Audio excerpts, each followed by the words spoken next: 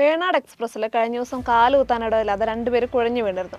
അല്ല, ഇപ്പോൾ വേണാട് എക്സ്പ്രസ്സിനെ തന്നെ പറഞ്ഞിട്ട് എന്താ? തിരക്കുള്ള ട്രെയിനുകളിലെ ആളുകൾ ഇങ്ങനെ കുഴഞ്ഞു വീഴുന്നത് ഇപ്പോൾ ഒരു അപൂർവ സംഭവം അല്ലാതായി മാറിയിട്ടുണ്ട്. ഈ റിപ്പോർട്ട് അടിസ്ഥാനരഹിതമാണെന്നാണല്ലോ റെയിൽവേ പറയുന്നത്. ട്രെയിനിൽ ശുഭയാത്രയാണോ അല്ലയോ എന്ന് പറയേണ്ടത് യാത്രക്കാരല്ലേ, ഉദ്യോഗസ്ഥരല്ലോ. അല്ല, ഇപ്പം റെയിൽവേ കരിവാരി തേക്കാൻ വേണ്ടിയിട്ട് ആളുകൾ മനഃപൂർവ്വം ഇങ്ങനെ പറഞ്ഞുണ്ടാക്കുക എന്നാണ് റെയിൽവേ ഉദ്യോഗസ്ഥർ പറയുന്നതെങ്കിൽ അവരിതുപോലെ ജനറൽ കമ്പാർട്ട്മെന്റിൽ കുറച്ച് ദിവസം യാത്ര ചെയ്ത് നോക്കട്ടെ, പറ്റുമെങ്കിൽ കുടുംബസമേതം തന്നെ. അപ്പം പ്രായമായവരും സ്ത്രീകളും കുട്ടികളും ഒക്കെ അനുഭവിക്കുന്ന വിഷമത്തെക്കുറിച്ച് കൂടി മനസ്സിലാക്കാമല്ലോ. ഓണക്കാലത്ത് മംഗലാപുരം ബാംഗ്ലൂർ എക്സ്പ്രസ്സിൽ ജനറൽ കമ്പാർട്ട്മെന്റിൽ നിൽക്കാൻ പോലും ഇടയില്ലായിരുന്നു. ലഗേജ് വെക്കുന്നിടത്തും ശുചിമുറിയിലൊക്കെ ആൾക്കാർ തിങ്ങി നിൽക്കായിരുന്നു. ശുദ്ധവായു പോലും കിട്ടാതായതോടെ കരയുന്ന കുഞ്ഞുങ്ങളും എന്ത് ചെയ്യണമെന്നറിയാതെ മാതാപിതാക്കളൊക്കെ ഒരു ദയനീയ കാഴ്ച തന്നെയായിരുന്നു. ഈ തിരക്കിന്റെ കാര്യത്തിൽ ഉത്തരേന്ത്യയെന്നോ ദക്ഷിണേന്ത്യയെന്നോ വലിയ വ്യത്യാസമൊന്നുമില്ല. റിസർവ് ചെയ്ത സീറ്റുകൾ കിട്ടണമെന്ന് ഒരു നിർബന്ധവുമില്ല.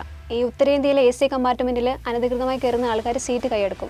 ആവശ്യത്തിന് സുരക്ഷാ സേനകൾ ഇല്ലാത്തതുകൊണ്ട് തന്നെ ടീച്ചർമാർ ഇതിനെതിരെ നടപടിയെടുക്കാൻ തയ്യാറാകുകയില്ല. തിരക്കേറിയ ട്രെയിനുകളിൽ കോച്ചുകളുടെ എണ്ണം വർദ്ധിപ്പിക്കണം, ട്രെയിൻ പിടിച്ചിടാത്ത തരത്തിൽ സമയം പുനഃക്രമീകരിക്കണം തുടങ്ങിയ ആവശ്യങ്ങളൊക്കെ പാസഞ്ചേഴ്സ് വർഷങ്ങളായിട്ട് ഉന്നയിക്കുന്നതാണ്. ഇത്തരം ആവശ്യങ്ങളൊക്കെ ഉന്നയിക്കുമ്പോൾ ഒരു ദിവസം പിടിച്ചിട്ട മിനിറ്റുകളുടെ വ്യത്യാസം പറഞ്ഞ് തർക്കിച്ചല്ല റെയിൽവേ ഇക്കാര്യത്തിൽ പരിഹാരം ഉണ്ടാക്കേണ്ടത്. മിക്കവാറും ദിവസങ്ങളിൽ ട്രെയിൻ ഇങ്ങനെ പിടിച്ചിടുന്നുണ്ടോ, കാല് കുത്താൻ പോലും ഇടമില്ലാതെയാണോ ആളുകൾ യാത്ര ചെയ്യുന്നത്, ട്രെയിൻ പിടിച്ചിടുന്ന സ്ഥലമോ സ്റ്റേഷനോ ഒക്കെ മാറ്റിയ യാത്രക്കാർക്ക് അതുകൊണ്ട് എന്തെങ്കിലും ഗുണം ഉണ്ടാകുമോ, ബോഗികളുടെ എണ്ണം അല്ലെങ്കിൽ ട്രെയിനുകളുടെ എണ്ണം തന്നെ വർദ്ധിപ്പിക്കാതെ എത്ര കാലം ഇങ്ങനെ മുന്നോട്ട് പോകാൻ പറ്റുമെന്ന് തുടങ്ങിയ കാര്യങ്ങളിലൊക്കെയാണ് റെയിൽവേ പ്രസ്താവന ഇറക്കേണ്ടത്. സൗജന്യമായി കൊണ്ടുപോകുന്ന അഭയാർത്ഥികളല്ല, ടിക്കറ്റ് എടുത്ത് യാത്ര ചെയ്യുന്നവരാണ് ട്രെയിനിലുള്ളതെന്ന് റെയിൽവേ മനസ്സിലാക്കണം. മുതിർന്ന പൗരന്മാർ ഉൾപ്പെടെയുള്ളവർ കോവിഡിന് മുൻപുണ്ടായിരുന്ന ഇളവുകൾ പിൻവലിച്ചത് പുനഃസ്ഥാപിക്കാത്തതിനെക്കുറിച്ച് ചോദിച്ചപ്പം എല്ലാവർക്കും 55% ഇളവ് നൽകുന്നുണ്ടെന്നായിരുന്നു പാർലമെന്റിൽ റെയിൽവേ മന്ത്രി അശ്വിനി വൈഷ്ണവിന്റെ മറുപടി. ഇത്തരം ഇളവുകൾ പിൻവലിച്ചതോടെ കഴിഞ്ഞ 4 വർഷത്തിനിടെ റെയിൽവേക്ക് ലഭിച്ചത് 5800 കോടി രൂപയാണ്. ബുക്ക് ചെയ്തതും വെയിറ്റിംഗ് ലിസ്റ്റിലുള്ളതുമായിട്ടുള്ള ടിക്കറ്റുകൾ ക്യാൻസൽ ചെയ്ത വകയിൽ 2019-22 കാലഘട്ടത്തിൽ ലഭിച്ചത് 6297 കോടി രൂപ.